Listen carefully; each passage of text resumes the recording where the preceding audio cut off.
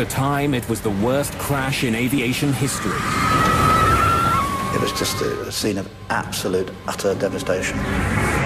In 1974, more than 300 people died when their plane fell from the sky. There's barely anything left here that's recognizable as being a part of an aircraft. You couldn't walk anywhere without the danger you were going to stand on a part of a human being.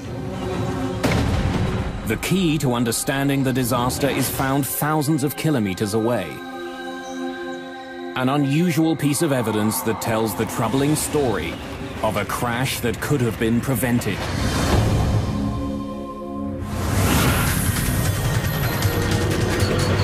Mayday, Mayday.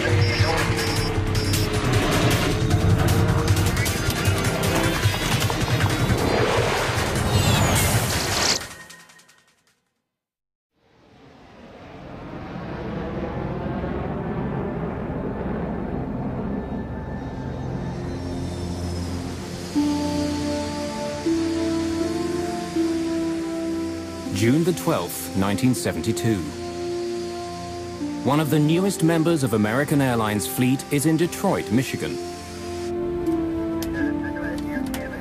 John, Page. Flight 96, a brand new DC-10, is getting ready for takeoff. Captain Bryce McCormick and co-pilot Paige Whitney have been in the plane for hours. Back there, so when we're in flight, if you can get a chance just to look at that. Detroit is just a stopover on a flight from LA to Buffalo and then to New York. You got there? You ready to try one, Page? All right, sir.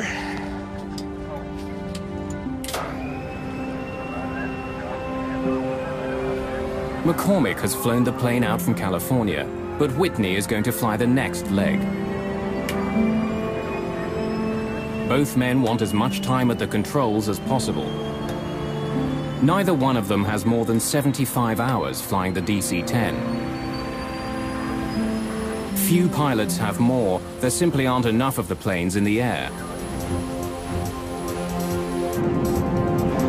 In 1972, the DC-10 had just been introduced. The plane is the latest advance to passenger jets. Its style and its size set it apart from other airliners. The McDonnell Douglas Corporation has spent more than $1 billion developing it. In the late 60s, there was a race going among the three major manufacturers of jetliners, McDonnell Douglas, Boeing, and Lockheed, to see who could get the first jumbo out. So they got really busy on getting this DC-10 into production as fast as they could. And one of the things that they could not suffer were many delays based on some problem with the design. American Airlines is one of the first companies to buy the plane.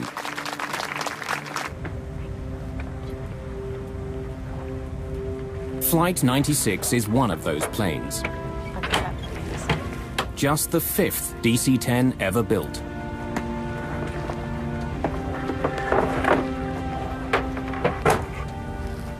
Cydia Smith has just been trained to be the chief flight attendant on the DC-10. I was excited because it was one of the first jumbos that we had. And I was going to have the opportunity to fly number one, which is what I always wanted to do on a big jet.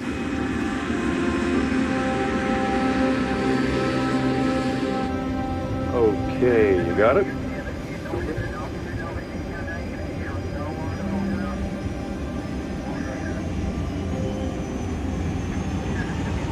Hand on the wheel. I got you.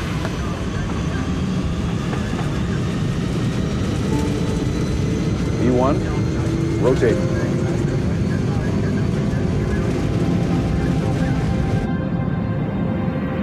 Just after 7 in the evening, Flight 96 lifts off from Detroit Airport.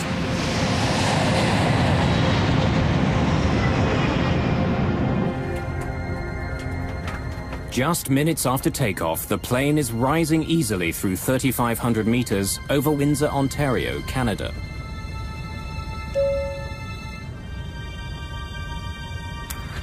I was sitting in my seat, and the captain had turned off the fasten seatbelt sign, and I was making my way to the galley, and I had to go sort of downhill because we were climbing to go to the galley to turn on the coffee.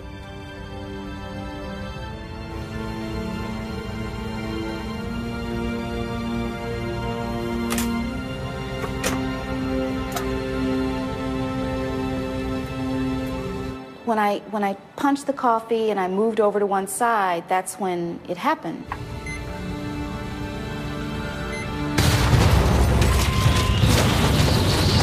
I remember falling over because the plane was like this, but all of a sudden it just went like this.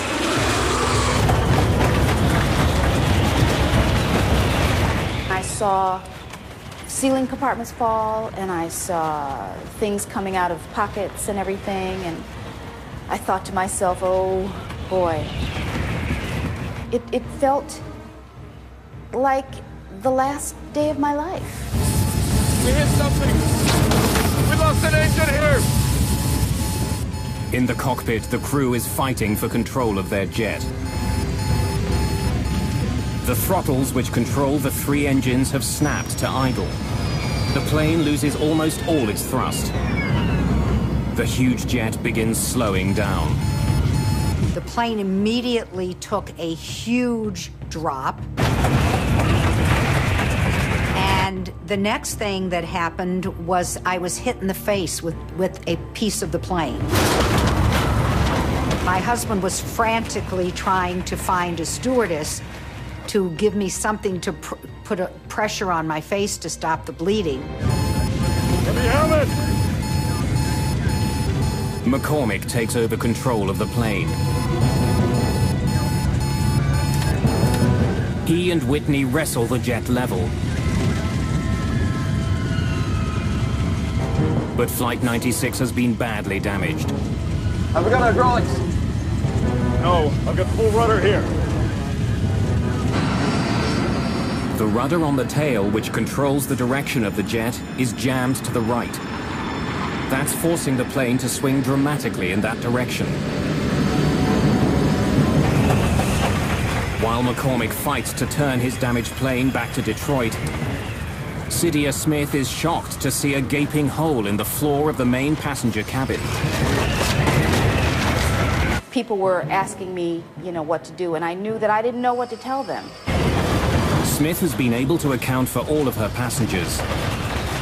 But flight attendant Sandra McConnell is missing. Sandra! Can you hear me? Sandra, where are you? And finally, I saw her come out of one of the bathrooms. McConnell has to cross the hole in the floor to move to safety.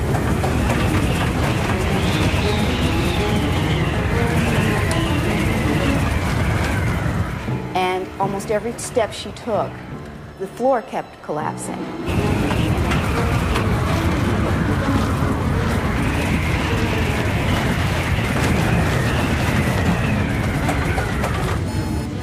The crew brings up power to the engines on the wings. But the third engine on the tail stubbornly refuses to respond. Center, this is American Airlines Flight 96. We got an emergency. American 96, roger. Type of emergency? We've got a jammed rudder. We need to get down and make an approach. Along with his engine and his rudder, McCormick is also having trouble controlling the elevators on the tail of the plane. They help him move the massive plane up and down. They're slow to respond, but he can move them. The situation isn't completely hopeless. I think it's going to fly!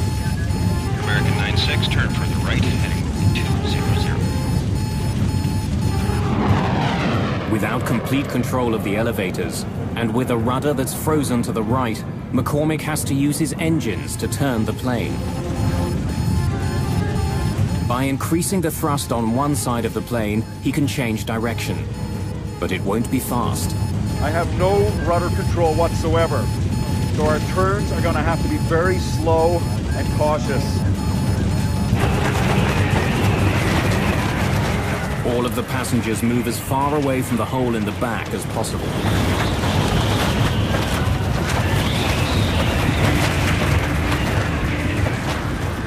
But apart from the cut to Loretta Kaminsky, so far there are no other serious injuries.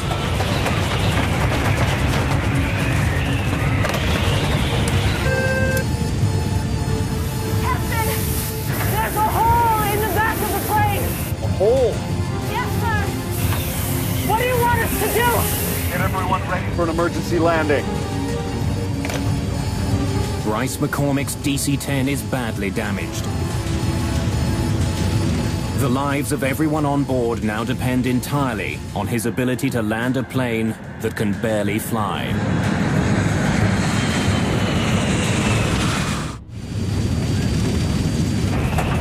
With explosive suddenness, a short flight from Detroit to Buffalo has become the most challenging flight of Captain Bryce McCormick's career.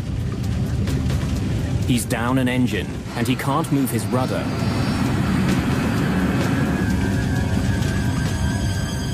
As he heads back to Detroit, McCormick begins to slow his plane down so it can land safely. But when he does, his plane begins falling dangerously fast. Ideally, McCormick should be descending at 700 feet a minute. But now he's falling more than twice that fast. 1,600 feet per minute. What's the sink rate? Sink rate, 1,600! At this rate, McCormick will crash well short of the runway. He increases power to his engines to slow his fall. Sink rate, 700. McCormick has slowed the plane's descent to 700 feet per minute. But to do that, he's had to increase his forward airspeed, which means he'll be landing far faster than usual. For the first time since the beginning of the crisis, McCormick talks to the passengers. Ladies and gentlemen, this is your captain speaking. We've had a small problem, but the plane is under control now, and we're heading back to Detroit for an emergency landing.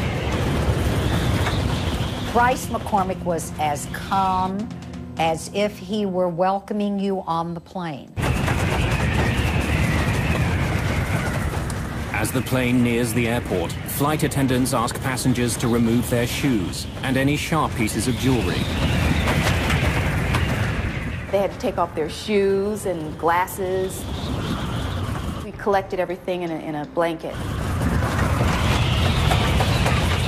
Less than half an hour after leaving, the badly damaged DC-10 struggles back to the Detroit airport. The few minutes that it took to get back to Detroit were the longest minutes that I will ever remember spending on an airplane, because we were sure that we were not going to survive.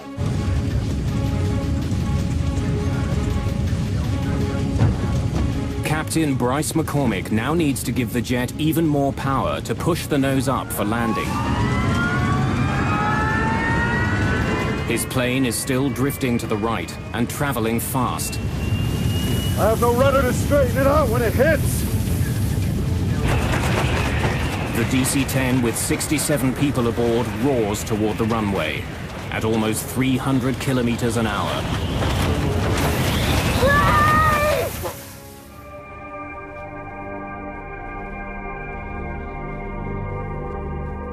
The landing was the most frightening part of the entire flight.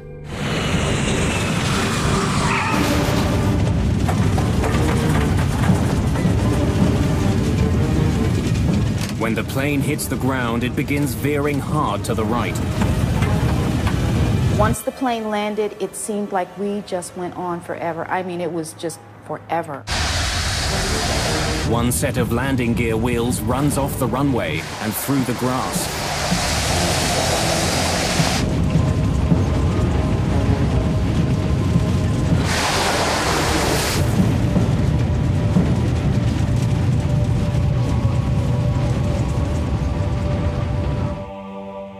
After a harrowing touchdown, the plane eventually comes to a stop just 300 meters from the end of the runway.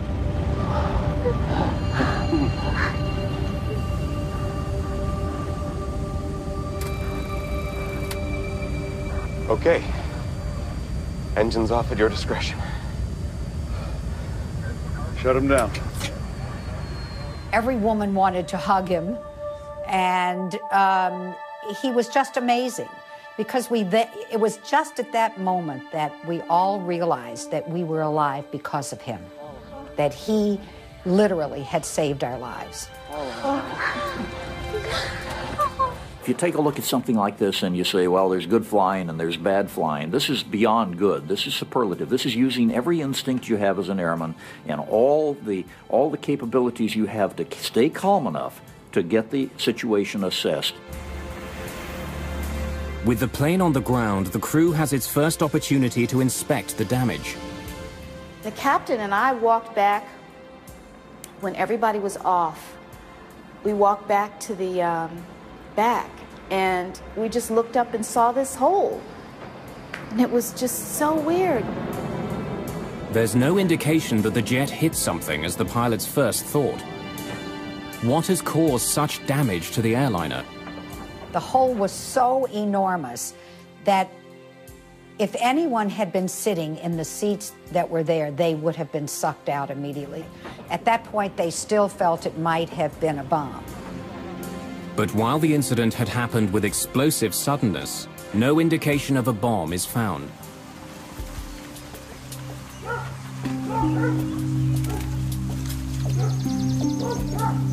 As investigators begin their work, they discover that not all of the DC-10 is at the Detroit airport.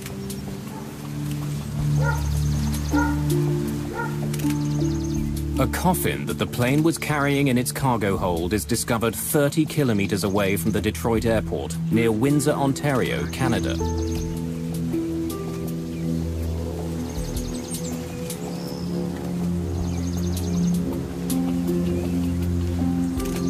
Investigators also find the plane's rear cargo door.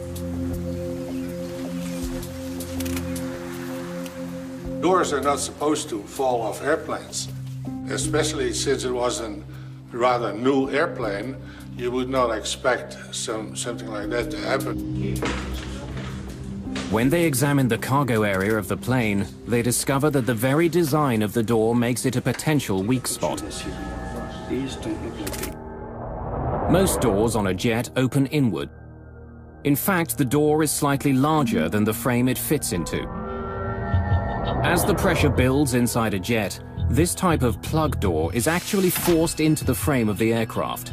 The design makes the door extremely safe.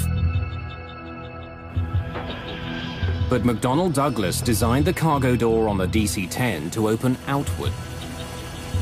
That decision was made to increase the amount of storage space on the plane. When it's closed, hooks on the DC-10's door grab hold of a bar on the plane's doorframe.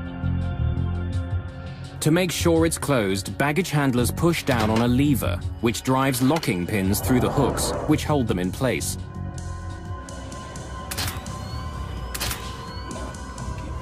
When investigators examine the cargo area of the plane, they don't find any structural damage around the door. When they study the locks on the cargo door itself, they find that the latches are not completely closed. And the pins that are supposed to make sure the door is locked are not in their locked position. When we interrogated the cargo handler that closed the door, it became immediately apparent that he used excessive force to close the door. And in fact, he said he had to use his knee to get the door handle to go flush. Investigators make a frightening discovery. It's possible to close the lever on the outside of the door, even if the hooks and locking pins are not in the closed position.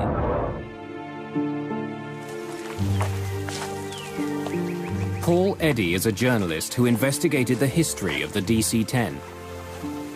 What Windsor showed is that you could actually pull the handle in order to buckle the top fixture so that the handle went home properly, but the locking pins had not gone through the spools. Engage the lever. This means that baggage handlers can believe the door is closed when it's not. Not only can the outside lever be closed without the locks being fully engaged, there's no way for the crew of the plane to know. The faulty locking pins will still turn off the warning light, even though they aren't in their proper position. The door was a ticking time bomb. As passenger jets climb, the difference between the pressure inside the plane and the pressure outside the plane grows. If a door isn't properly shut, it will blow out with explosive force. The problem on the American Airlines flight began as the plane passed through 3,500 meters. When the door blew, the coffin in the cargo hold was sucked out. When the air pressure inside the plane was released, anything that wasn't firmly attached was pulled out of the airliner. It's a really startling thing if you're not expecting it. What you've got is a lot of air stuffed inside this pressure vessel that now wants to get out. And the bigger the airplane is, the more powerful the hurricane of air leaving the airplane is during that period of time. By itself, explosive decompression does not make a plane unflyable. So why had Captain McCormick experienced such difficulties controlling his jet? Investigators take a closer look at the back of the plane's cabin and learn that the very design of the DC-10 makes it vulnerable. When the cargo door blew off, there was so much pressure on the floor of the cabin that it collapsed into the cargo compartment below. When it did, the floor ripped into some of the plane's critical control systems. When it collapsed the floor, it took the cables that controlled number 2 engine, and it took most of the cables, or impeded most of the cables that had to do with the flight controls in the back. I think it's going to fly! It left McCormick just enough control to keep his plane level. The remarkable flying of Bryce McCormick had saved the lives of everyone on board Flight 96. But there was a problem with one of the newest and most expensive planes flying over North America. In the Windsor incident, there was an obvious flaw. And that's where the NTSB said, look, here is really the smoking gun, the ability to close that thing without having all those locks engaged. Let's make sure we change this system right now. Every DC-10 operator needs to know this. I want everything checked. I want all the bolts checked first. Chuck Miller is the head of the NTSB's Aviation Safety Bureau. We have to check all the latches, okay? Every single latch. It's his responsibility to point out problems with the new DC-10 and propose solutions. He helps write the fixes he thinks McDonnell Douglas needs to make to keep the plane safe. He was a very, very professional man, and he had his investigators had enormous respect for him. Chuck didn't sit back in the office. Chuck was always on the scene. For Chuck Miller, fixing the DC-10 is a matter of professional pride. For McDonnell Douglas, the near accident over Windsor has enormous implications. Their billion-dollar gamble came close to tumbling from the sky. If anything else goes wrong, the company itself could be at stake.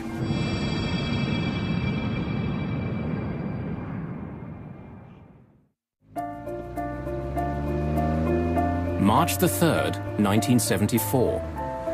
A perfect spring-like day in Paris. It's been almost 2 years since a DC-10 came close to crashing near Windsor, Ontario.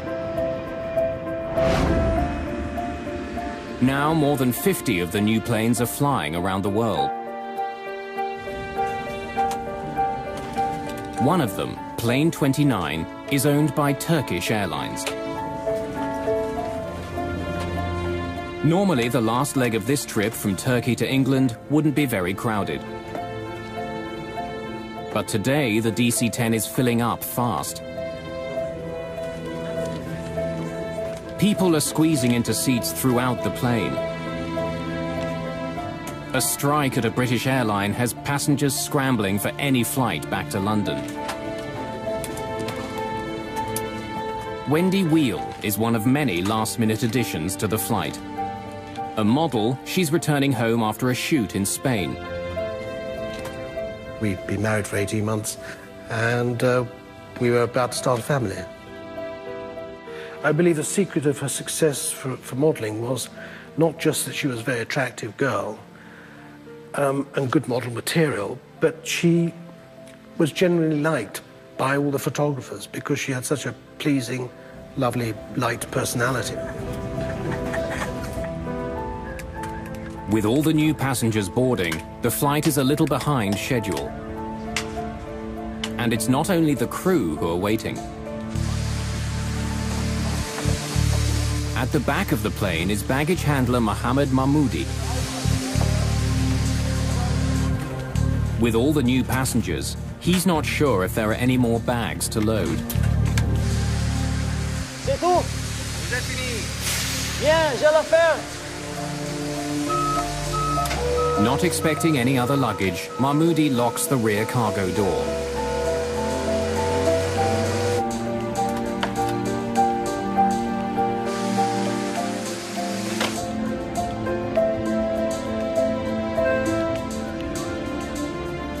The DC-10 is set to go.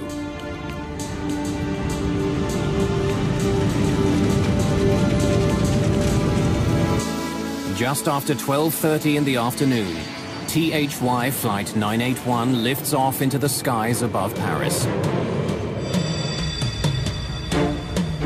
London is less than an hour away. Race control, this is Tango Hotel Yankee 981. We're at 60, requesting clearance to flight level 230. Tango Hotel Yankee 981, you are cleared to flight level 230. 981, roger.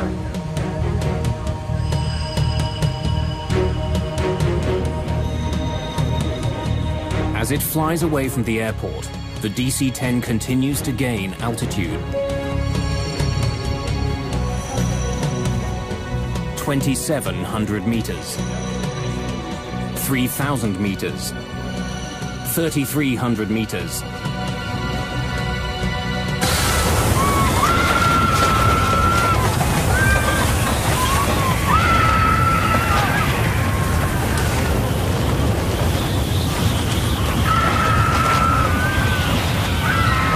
The huge jet shudders and banks to the left.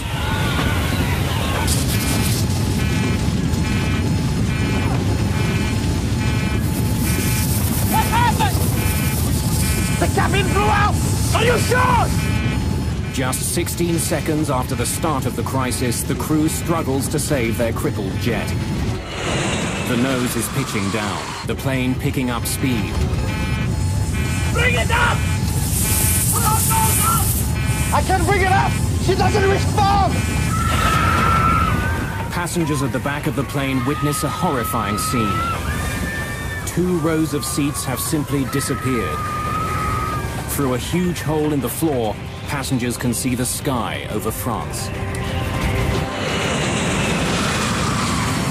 7,000 feet! Hydraulics! We've lost it! The crew discovers that they have no hydraulic power with which to control the plane. Without it, they can't move their rudder or elevators. Even without its most basic controls, the plane begins to level out. But it's fallen too far. Looks like we're going to hit the ground! Speed! The DC-10 is traveling almost 800 kilometers an hour.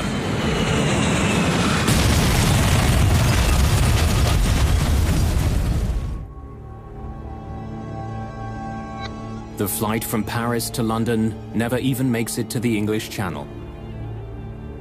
Just 9 minutes after taking off, Turkish Airways Flight 981 becomes the worst plane crash of all time.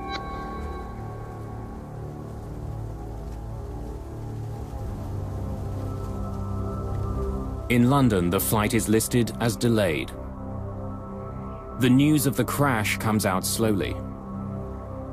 I went to the ticket office kiosk and I asked what has happened to the flight, and instantly the look on the gentleman's face behind the counter told me something was wrong, instantly. There's barely anything left here that's recognizable as being a part of an aircraft.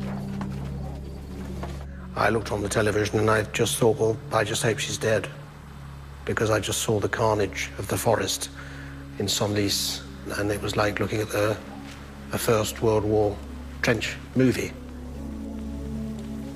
Flight 981, carrying 346 passengers, virtually disintegrates on impact.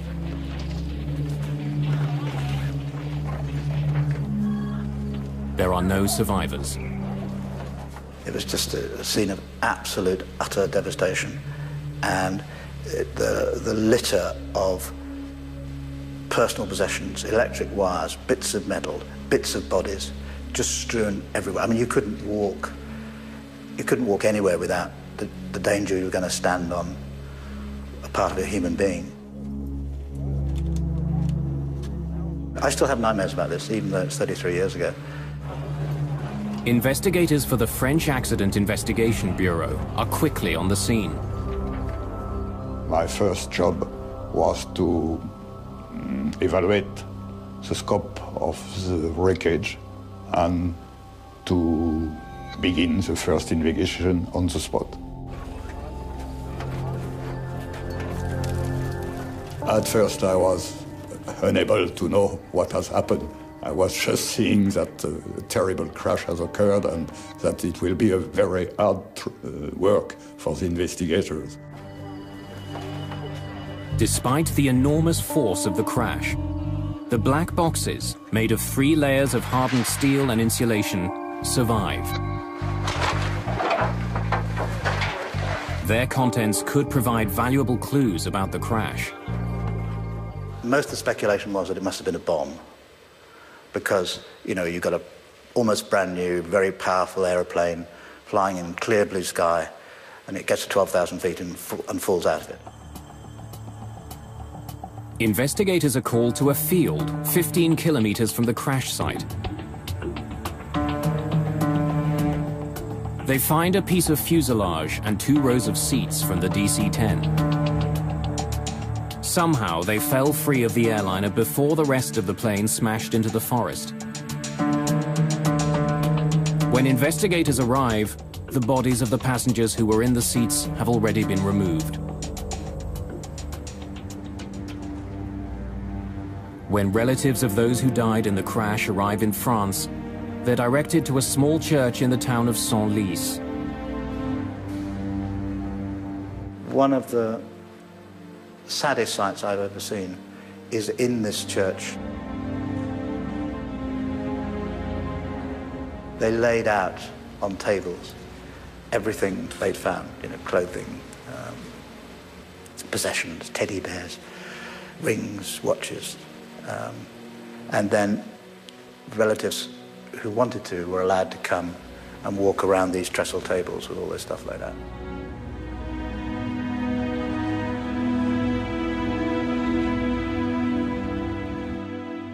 They produced a little packet with my wife's wedding ring and rings, engagement ring. It was all pretty battered up, so you can imagine the thoughts that went through my mind.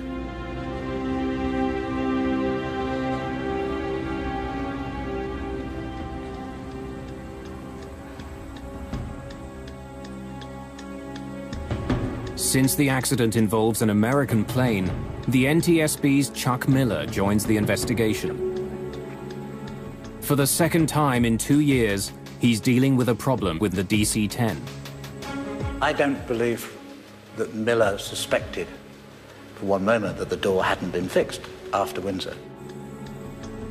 But it becomes clear that the piece of fuselage found in France is in fact the plane's rear cargo door.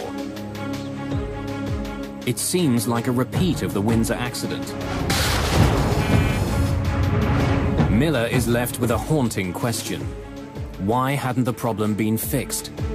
When he saw the door, of course, saw that it hadn't been done. The fix hadn't been made.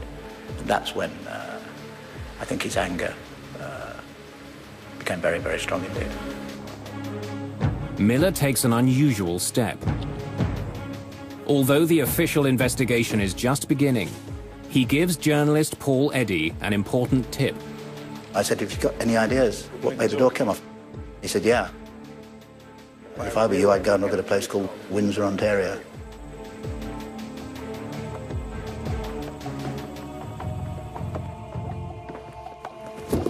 Hello. I'm Chuck Miller. Miller shares his suspicions with the French investigators.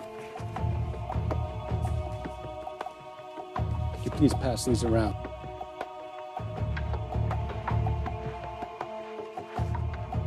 These were taken on June 12th, 1972, right after the incident. We have asked for the report on the Windsor accident, and our American colleagues were also volunteers to give us a lot of details. Now, we had an American Airlines flight from Detroit to Buffalo have its cargo door blow off. And he has been very frank and had explained what he was thinking of the Windsor accident. After all the work done during the American Airlines investigation, had something been overlooked? Was there another problem with McDonnell Douglas's enormous plane?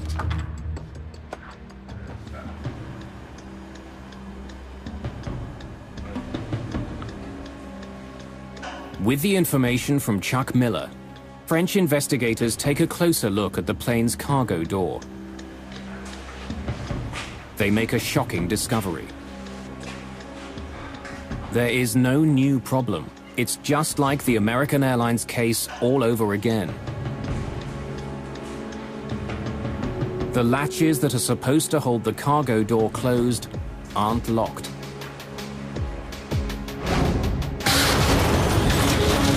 And since 2 rows of seats were sucked out of the DC-10 over Paris, it's clear that the floor on the plane collapsed, just as it had in Windsor. It looks like we're going to hit the ground!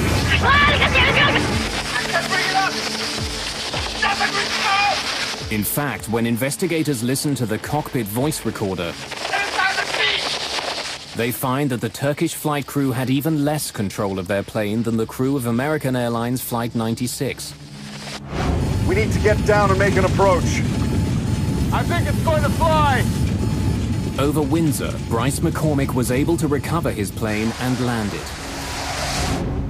But in Paris, all the hydraulic systems were destroyed. We've lost it! The hydraulic fluid helps crews move the rudder and elevators on the tail. Not being able to control them meant the crew couldn't keep their plane in the sky. The basic problem was the Paris flight was much heavier in terms of the number of people on board. The floor, when it collapsed with such a tremendous amount of pressure that it literally severed all the cables and controlled the back. They had no hope after that point. You and each of you solemnly swear that the testimony you're about Shortly after the crash of Turkish Airlines Flight 981, Chuck Miller is back in the United States. Our first witness this morning is Mr. C.O. Miller, Director of the Bureau of Aviation Safety of the NTSB. This time, he's facing questions from American senators. A potentially catastrophic design defect. A special hearing begins to find out how a problem that was identified in 1972 could bring another plane down 2 years later. Of course, our understanding up to this time, they all had been. What you've got to now discover is why wasn't that door fixed? Why would a major, venerable, mighty American corporation deliberately do something like this? Less than a month after the near crash over Windsor, the NTSB had made 2 very specific recommendations. Miller and his investigators recommended that a change be made to the locking mechanism. Engage the lever. They wanted to make sure that it was physically impossible for baggage handlers to close the lever without the locking pins being in place. They also suggested that vents be put into the floors of all DC-10s.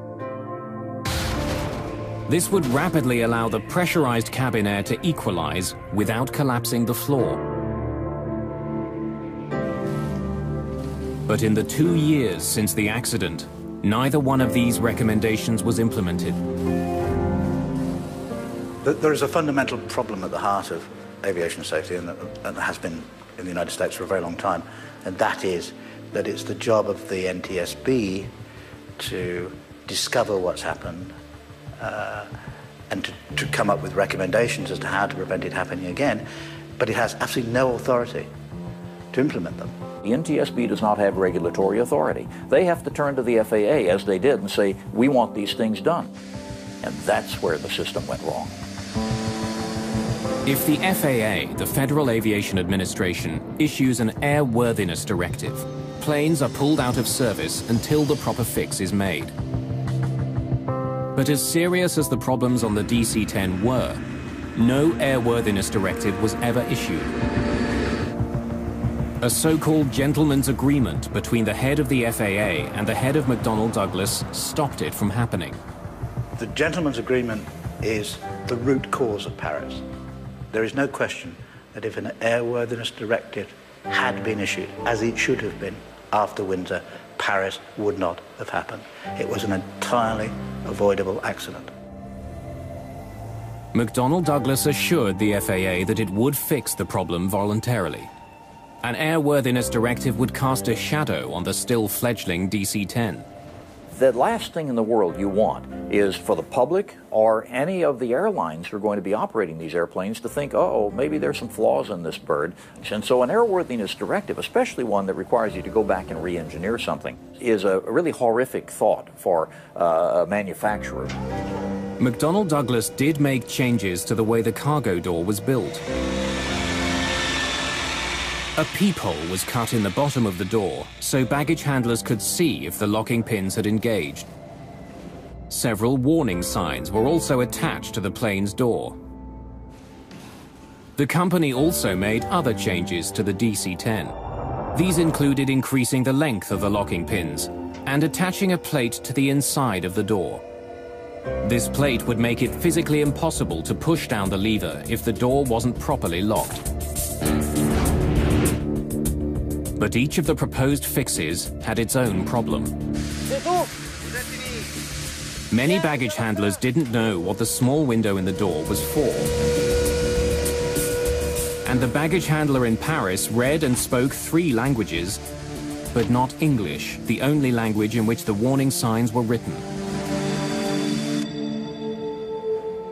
The support plate that was supposed to be installed in the door was never attached to the jet that crashed in Paris.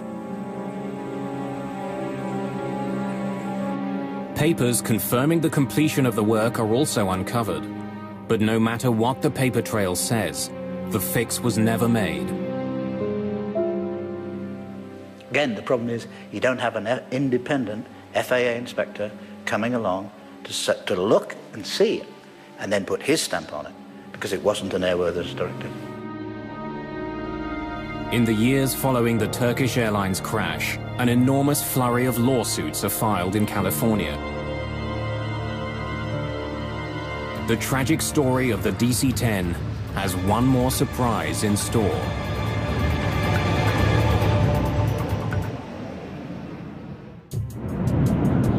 It's 1974, and an unprecedented series of lawsuits are being filed against McDonnell Douglas.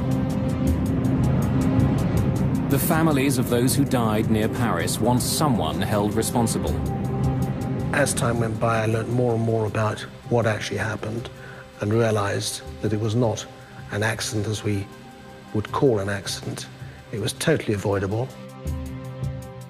My goal was to expose these people.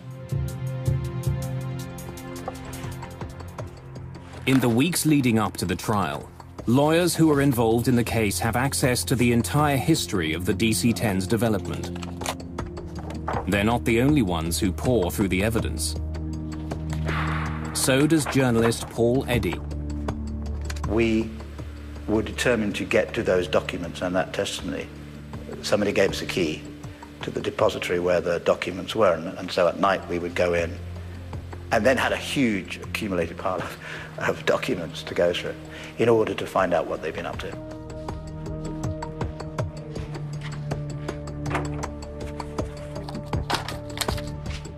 Reading through the immense pile of paper, Eddy makes an incredible discovery. A memo written by Don Applegate, the Director of Product Engineering for Convair, the company who'd built the cargo door for McDonnell Douglas.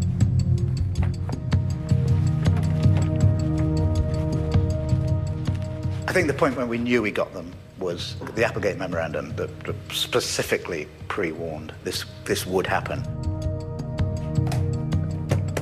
The memo is a damning indictment of the cargo doors that were being made for the DC-10 and the lack of venting in the cabin floors.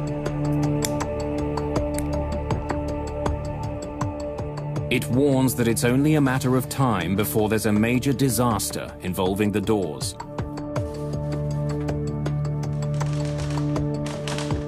The airplane demonstrated an inherent susceptibility to catastrophic failure when exposed to explosive decompression of the cargo compartment.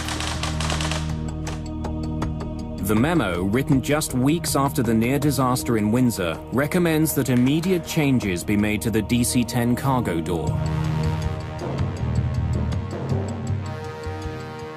You know you've got them. You know you've got them because you know they knew.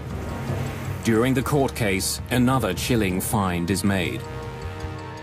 Not only did McDonnell Douglas know about the problem after Windsor, they knew during the development of the DC-10. 4 years before the Paris crash, 2 years before Windsor, the cargo door failed during a pressure test. The company knew there was a problem, but the fundamental design of the door stayed the same. I could not believe a large corporation, McDonnell Douglas at the time, could do such a thing, could risk our lives, ordinary people's lives, for the sake of money. Well, in aviation, it's called tombstone technology. In other words, we always have the balance of money. And unfortunately, over the years, it has been true more times than not that we have had to wait until we had enough people die in an accident to say, you know, we really are going to have to spend the money over here. The Applegate memo and other information that comes out during the court case leads to one of the biggest settlements in the history of aviation. McDonnell Douglas paid over $80 million in damages. After the Paris crash, foolproof changes were finally made to the DC-10 cargo door. And this time, nothing was left to chance. The FAA issued an airworthiness directive that ensured the doors would never again open in mid-air. And it worked. After Paris, there wasn't another serious incident involving the cargo doors on a DC-10. But the plane's history and an intensely competitive industry did have an impact. McDonnell Douglas sold far fewer commercial DC-10s than it had once hoped for. Most of the pilots that I know who have flown the DC-10 over the years really love the old bird. She's probably a little more clunky than the 747 in terms of her heaviness of flight controls, but it's still a lovely bird to fly. That's fine, but you can't disassociate either the airplane or the company from the awful reputation that the crash left. Eventually, McDonnell Douglas itself disappears. The company was bought by Boeing in 1996. In the forest outside Paris, a monument now stands honoring those who were killed on Flight 981. A permanent reminder of one of the most disturbing crashes in the history of aviation.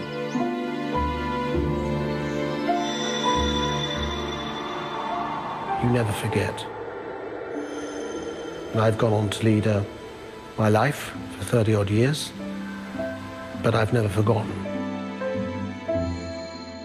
People to this day will think it was an accident, and it wasn't.